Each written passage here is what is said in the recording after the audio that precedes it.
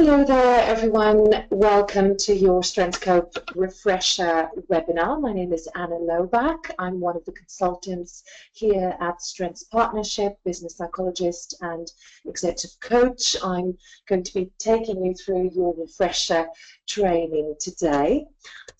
This is what we will cover. We will be going through the strengths approach and exploring some of the key models that have informed the development of the tool of Strengthscope.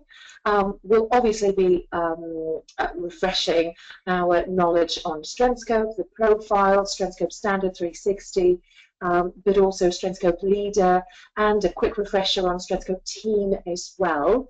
And close to the end, we'll be exploring some of the key application areas as well. So there you go. I think the best place to start is really with our strengths definition when it comes to the terminology that we're using and the language of the tool, and hopefully the right terminology that all Strengthscope accredited partners should be using. This is very much a key statement and a key definition, which is actually the definition of the construct that is being measured in Strengthscope. This is how we define strengths, those underlying qualities that energize us and we're great at or have the potential to become great at. So hopefully everyone feels confident in using this definition and really unpacking this definition. There are some key elements in here that we usually explore and unpack with clients when we talk about strengths, and particularly when we start the conversation. What are strengths? How would you define a strength? Most people will say, well, a strength is something that I'm good at. Well, usually I say it's not just something that you're good at, but it's something that's good for you. When we talk about strengths, we certainly talk about not just skills, but those underlying qualities that energize us. It goes beyond skills. You might have a skill that is actually learned behavior, but it doesn't necessarily energize you or motivate you whatsoever. So it's important to differentiate between the two. And this certainly is the correct terminology, the definition that we would choose when we talk about strengths with our clients. So another key element to this definition is actually this Venn diagram, which hopefully you all remember from your accreditation training when we showed you this slide. It's about peak performance and actually how it requires so much more than just skills and knowledge. And this Venn diagram really illustrates this quite clearly. You have the strengths or energizers on the right side of the screen. And if you like, you could say the individual here on this side, and the role, if you like, or the competencies, the KSAs, the skill, knowledge, and abilities on this side. And it's actually when the two overlap that we can achieve peak performance, and we can not just achieve, but actually sustain high performance. And that's when this notion of productive habits comes in. This overlap zone is quite key. And just a quick refresher on our model as well, the 5 A's Strengths to Success model.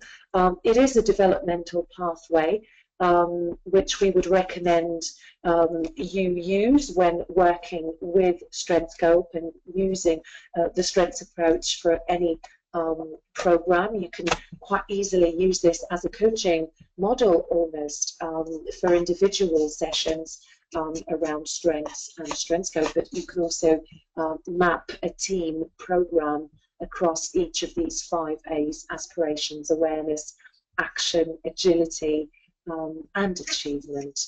Your development workbooks have also been created according to this model, and really just making sure that we provide a pathway for people's development around strengths and using Strengthscope. Now, another key element of this approach is that notion of stretch. Stretching a strength is something that might feel quite unfamiliar for most people, because actually when we talk about development, we traditionally talk about weaknesses and development. We've been conditioned almost in organizational life to think about development from the perspective of weaknesses and the gap analysis, and look at the weaker areas and how we can build on those and improve, etc. But actually, with this approach, we consider development from the perspective of strengths. And that is all about stretch, this notion of stretching a strength, of moving it out of the comfort zone, or actually expanding your comfort zone, I would say, through stretching strengths. Now, this exercise or activity or tool, if you like, development tool that we call stretch, is something that we use essentially when our clients, we're going through the Strengthscope profile with a client, and somebody says to you, well, actually, these are my significant 7 strengths. Yes, you check the accuracy of those 7, you validate that data with your client, but actually when you ask them the question, are you using all of these 7 strengths at the moment? And they say, well, actually, no.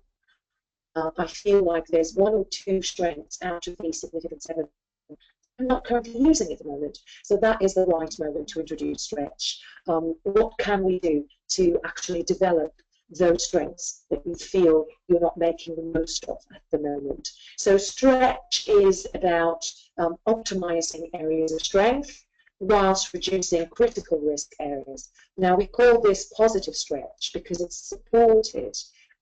It's based on stretching a strength, not a weakness. So it is important to differentiate between positive and negative stretch, which is the one focused on overcoming weaknesses. And hopefully everyone still remembers the exercise, the stretch exercise from the accreditation training, and the 3D model, discover, develop, and drill to stretch a strength. So discover opportunities in or outside of your current role. What can you do to use that strength more? Perhaps use it in different combinations. So discover, develop, what skills might you need to acquire to learn in order to stretch that strength. Perhaps there's some training that you might need to take. Perhaps there's some peer coaching in that area of strength with someone else who's more energized by that strength than you are, etc. And then so discover, develop, and drill. So drilling is all about productive habits. It's actually just acknowledging what new routines you might need actually in order to stretch a particular strength. So really key elements there. Hopefully everyone still remembers the stretch piece. Now this slide is just bringing attention to this notion of balance. Weaker areas can't be ignored. The fact that this is called Strengthscope and it is clearly about strengths, optimizing people's strengths doesn't mean that we ignore performance risks. What we do is we approach these from a perspective of strengths, and we make sure that we provide balance. We give as much airtime to strengths as we do to performance risks and vice versa. And this slide reminds us of that idea of balance between strengths and performance risks, balance between optimizing productive habits whilst at the same time reducing performance risks. And we identify these 3 types of performance risk: overdrive, limiting weaknesses, and interference. So interference, which could be internal, those limiting self-beliefs, for example, or external organizational culture, etc. So important to remind ourselves of how we actually approach performance risks from the perspective of strengths. Now, also important to remember that when we look at the Strengthscope profile, the actual report doesn't show you weaknesses. All you can see is when you look at the strengths wheel, the strengths profile shows you strengths. All 24 strengths in the model are displayed on that wheel. It doesn't actually show you weaknesses. But let's talk about Strengthscope now.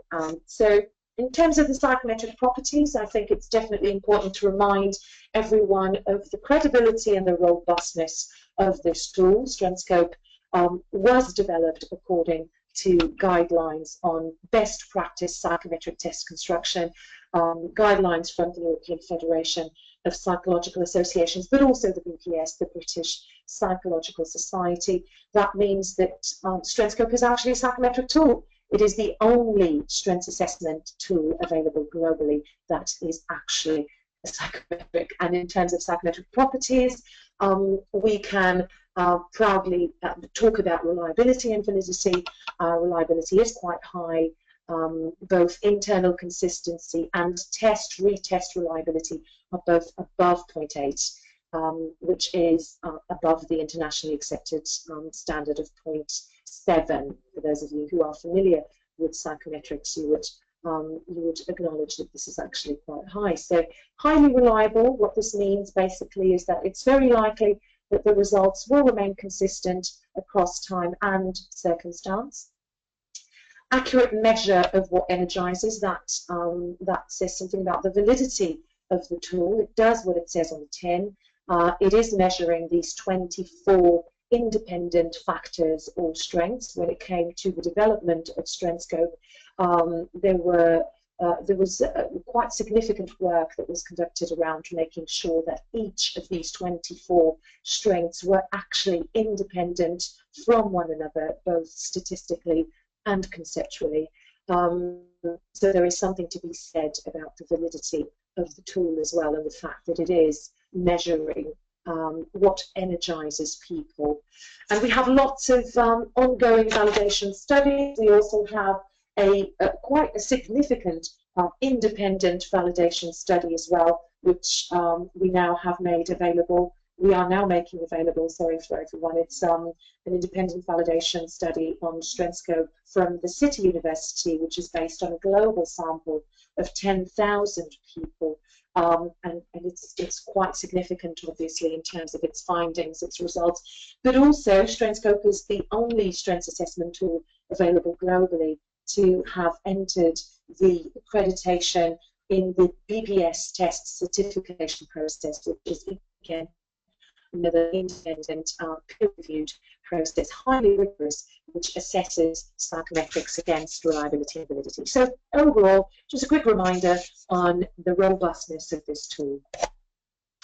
Now, when it comes to the different modules, if you like, of Strengthscope, the individual profile, hopefully everyone is very familiar with this image on the slide. This is your strengths profile. This is where your clients can see all 24 strengths in the model displayed there on the wheel. You can also see the significant 7 strengths highlighted in the center of the wheel, again in alphabetical order, but also in the purple bars, the higher bars, obviously, which appear there. You can see all strengths in ranking order on this page. The remaining 17 strengths appear in the blue bars. And in terms of interpreting this report, quick reference there to the numbers on the graph. Those represent the STEM score, or standard 10, which is the scoring system that we've used to generate the results of the strength profile. Strengthscope is a normative test, what we call a normative test, which means that it actually compares your results to a norm group, a comparison group, which is UK general working population. Hopefully everyone is very familiar with this. These are just some quick reminders of the key elements that you can see represented there on the wheels, so that you can explain these to your clients in the feedback sessions. Quick reference there to the clusters, the groups of strength. You can see all 24 strengths have been subdivided into these 4 groups: emotional, relational, thinking, and execution. And these are the areas that people are most drawn to, not necessarily better or worse at.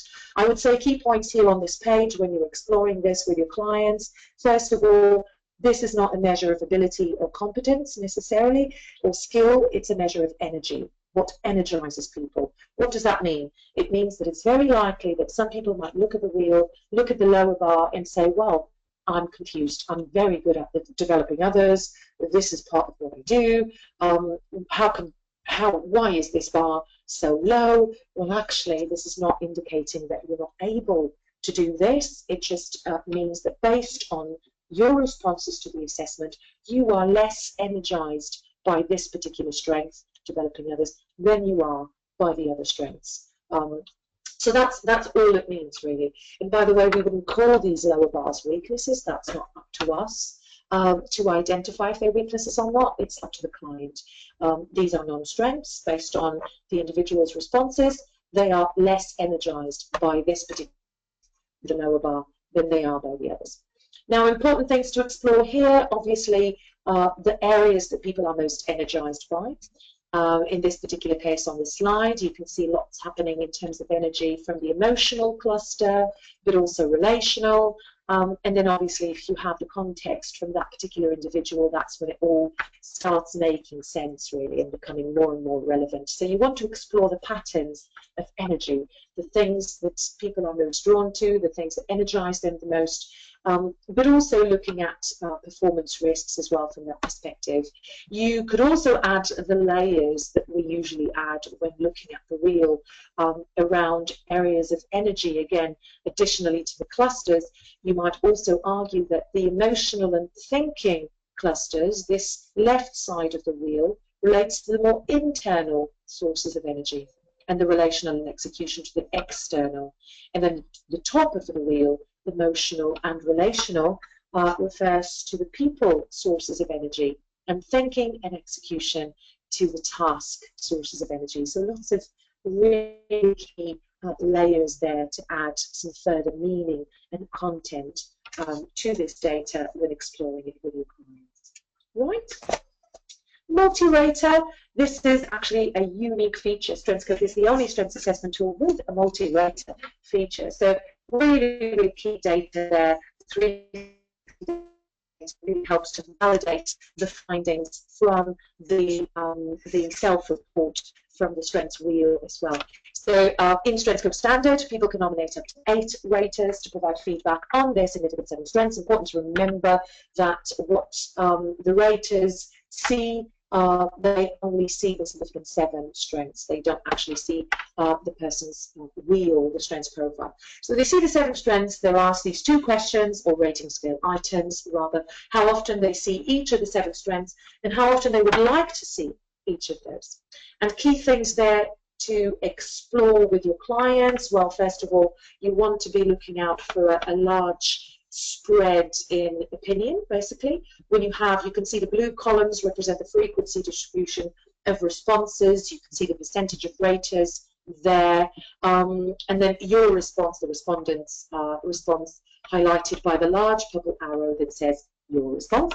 And then the raters average, the narrow pink line. And when you have a large spread in opinion, basically, you might want to be asking some questions to your client around, why are different people around you seeing different things? Some people might be saying that they see this strength very often, but others might be saying rarely. So there's something there that you might want to explore with your client.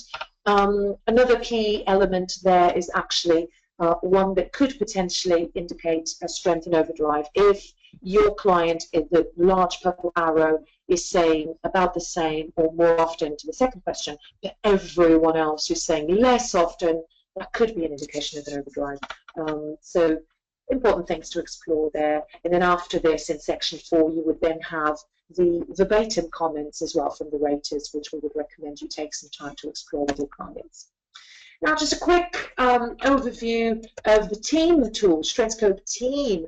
We believe that peak performance in teams is a result of these 2 things there on the slide: applied strengths and productive habits. So with Strengthscope Team, what we have done is we've actually looked at over 4 years of client feedback that we were receiving from our clients who actually were very happy with using Strengthscope and the strengths approach in their organizations, but they wanted to take it one step further, and they really wanted to maximize using this approach with teams. And we set out to develop Strengthscope Team. We wanted, in terms of design principles, we wanted it to be simple, useful, with usable information for the teams and the leaders, and it's based on good practice in effective team development with a developmental pathway, which is the 5 A's model. So the first section of the report, or should I say the second section, because the first section 1 of the team report is introduction, as with all our Strengthscope profiles. Section 2 is this section, which you can see on the slide, clear strengths. Now, this appears visually quite similar to section 2 of the individual Strengthscope profiles, where you can see the significant 7 strengths. Now, this is slightly different, though, because what you can see here is the team's clear strengths. And the clear strengths are not of a specific number. You could have only 2 clear strengths on a team report. You could have 4 clear strengths on a team report, or even 5, as we can see here on this slide. Now, the clear strengths, just reminding everyone, are those strengths that have been reported as being significant 7 strengths by 40% or more individuals on the team. So everyone completes their individual strength scopes first, and then they complete the team module, Strengthscope team, and then you generate the team profile. And the clear strengths are those that have been reported by 40% or more of the team as being significant 7. Now, we use the 40% or higher criterion because it indicates those strengths that are likely to provide a more significant amount of energy for the group as a whole, and that's why we use this criteria. And what you can see on this slide is actually you can see all sources of data from the Strengthscope team profile. So you can see the wheel, the team profile there, and this one is different. You can actually see, again, the clear strengths highlighted in the purple bars, but the bars on the wheel actually represent the frequency with which every team member reported each of the strengths as one of their significant 7 strengths. So the more frequent, the higher the bar. So basically, when you look at a team profile, you want to be looking out for the high bars, which represent those strengths which are more natural and energizing for the team to use, but also noticing the lower bars, which represent those strengths which provide the team with less energy and less enjoyment in their work. Now, the significant 7 strengths are highlighted here on the team wheel by the use of color. So we use color to highlight the significant 7 strengths. So the purple bars are the clear strengths. As I said earlier, more than 40% of team members have those as significant 7.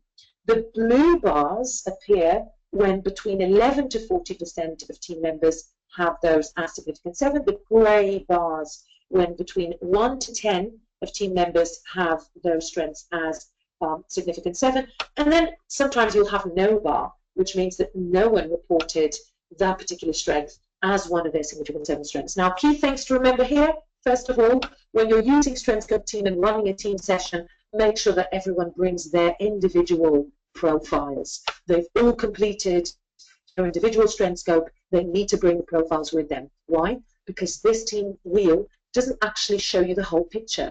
You can't see the bubbly unders, those higher blue bars in the individual profiles, which are also indicative of significant energy. They're also quite high in terms of energy. So although you might look at a team wheel and think, well, no one is energized by this particular strength, actually that's not true.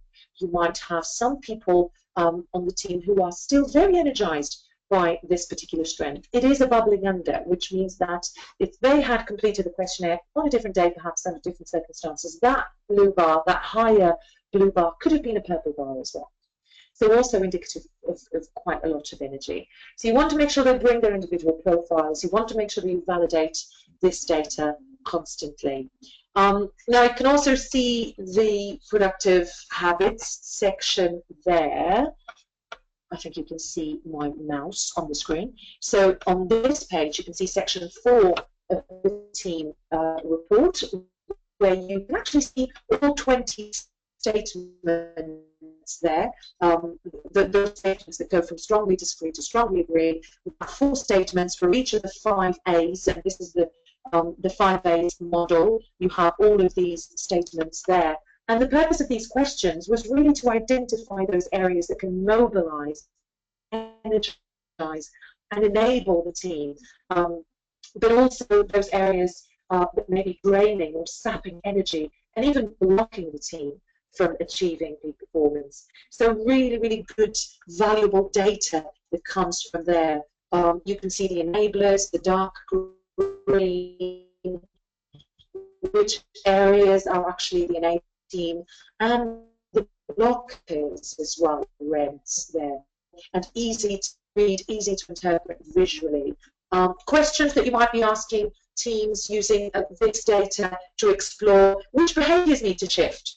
when you look at, particularly when you look at this section. And again, what we have here is all sources of data from the team report. You've got the wheel, you've got the productive habits, questions, and you have the verbatim comments. And we compile everything together into one slide, and we take this into the team session. Really useful because you validate all of this information with the team. And then you ask some questions, you know, which behaviors may need to shift? What are the key messages that the team is currently sending out to the organization? What are the key messages that we want to be sending out to the stakeholders in the organization? And what actions do we need to identify in order to shift some of these behaviors and performance risks, etc., and to maximize strengths and enablers? And what I often do is I get the team to discuss these, and then I get them to capture these actions on a flip chart, make sure that there's some follow-up work there. All right, quick refresher there on the team tool. Strengthscope Leader, the leadership module. So a bit of background in terms of this particular tool. We've developed Strengthscope Leader really to build on the Strengthscope suite of products. This was the world's first strengths-based 360 leadership profiler. And this is a really complete tool because it not only shows the strengths, but it also looks at behaviors and outcomes as well. And it's part of this leadership excellence program. We also run some separate webinars, by the way, on Strengthscope Leader as part of these leadership excellence programs. And these webinars occur quite frequently throughout the year. So make sure that you stay in touch with us, keep in touch if you want to know more about these webinars as well. But just a quick overview of the actual profiler. Strengthscope Leader measures these three aspects of a leader's effectiveness. At the center of our leadership model are the strengths. Your strengths, what you essentially bring to leadership, what's unique about you. But then it looks at this other layer, how you lead. So what are the key leadership behaviors, the habit areas? And we've identified these four that are listed here on this line: sustaining progress, sharing vision, skillfully executing, and sparking engagement. And finally, we also look at leadership outcomes, which are measured by your raters' confidence in your ability to deliver those key business-related outcomes: performance, purpose, process, and passion. And this diagram that you see on this slide is actually in the Strengthscope Leader report in the first section when we introduce the tool and explain our leadership model. Really like this slide because it just gives you a quick snapshot, quick overview of Strengthscope Leader and actually what it is measuring. So the first part of the report looks at the strengths, and that is that data comes from the normal, so to speak, the normal Strengthscope assessment. So people complete the Strengthscope questionnaire, those 160 questions or rating scale items, to identify their significant 7 strengths. If your client has already completed Strengthscope standard, they don't need to complete that part of the assessment again. They only complete the additional Strengthscope Leader questions, the additional module. So we can just quite easily work that out with you or help you work it out in terms of costs as well. So the first part of Strengthscope Leader looks at your significant 7 strengths, but it also covers potential risk areas, and we do that in a different way actually from the standard Strengthscope. So we show overdrive. So there's a page with definitions of each 7 strengths in overdrive, similar to the Strengthscope standard and Strengthscope 360 reports, but then it goes one step further because it actually asks respondents to identify, to choose 3 potential weaker areas out of the remaining 17. So they don't choose from the 24 strengths. So we take the significant 7 out. From the remaining 17 strengths, people are asked to choose 3 potential weaker areas. And you then get feedback from your raters on those as well. Raters, number of raters is slightly different with Strengthscope Leader, not slightly actually, it's quite different because in the Strengthscope 360 you can nominate up to 8 raters to provide feedback on your strengths. Strengthscope Leader, you can nominate up to 18 raters, and they give feedback on your significant 7 strengths, but also, and by the way, how effective they are at using those strengths to deliver results, but they also give feedback on potential weaker areas as well. Now, when it comes to the leadership habits, there are 16 questions that people complete for the Strengthscope leader. There are 16 additional questions with 4 questions per habit. And these are the 4 habit areas that we've identified there. And finally, leadership outcomes. Oh, and by the way, you do get feedback from your raters on each of these statements covering the leadership habits. And you can see the raters' feedback in a very detailed way. It goes from overall snapshots to looking at averages, all the way down to the detailed breakdown of groups of raters per statement, per question, basically. So really, really good data with a lot to explore that with your clients. Leadership outcomes, that is measured by the confidence in leadership from a 5-point Likert scale that goes from no confidence to complete confidence. And we look at those 4 areas there, 4 key outcomes and drivers to success. There you go. That's a quick refresher on Strengthscope Leader. Quick whiz through the applications. These are just some of the areas where we have used this particular approach. Strengthscope, STRENGTHSCOPETEAM, STRENGTHSCOPE Leader. All of our products really we've used with all of these different areas that are listed there on the slide. This approach is very much about helping people move from good to great. So building great places to work, definitely. It gives that positive lens which people can use to really maximize their potential, but also really help individuals and teams move from good to great. But similarly, you can also use these tools and this approach with dysfunction as well. It's safe to say that actually you can use this approach with in whatever the state of the organization is, whatever the state of the economy is. You can use this to go from good to great, but also to go from demoralized and negative to solutions focused and positive. So really lots of different application areas there. Leadership development, particularly around Strengthscope Leader, a brilliant tool to support leadership development programs. You can use Strengthscope to support coaching programs as well, definitely to provide additional awareness on what energizes people, what strengthens people at work. Team development, for hiring best in class talent. Why not look at beyond competencies, looking at the individual, looking at what energizes people rather than just the skills and the competencies. Personal development, career development, certainly for change as well, and building resilience. Lots of really good links with each of these application areas as well. And by the way, it's important to mention that in the Strengthscope user area of the website, you can access lots and lots of evidence, case studies, particularly client case studies, looking at each of these application areas as well in a little bit more detail. So for those of you who are interested in looking this up, the password for the user area of the website is Strengths User.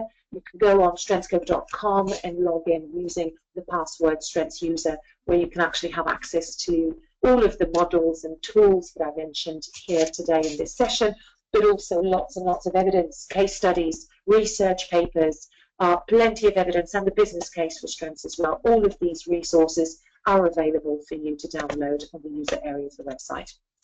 Last but not least, I just wanted to mention the pathway to becoming a Strengthscope Master Practitioner.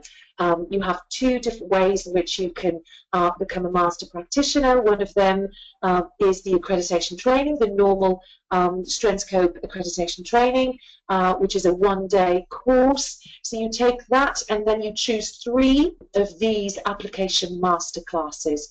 For those of you who have done the team training, Strengthscope team training is this one, the first one, peak performing teams.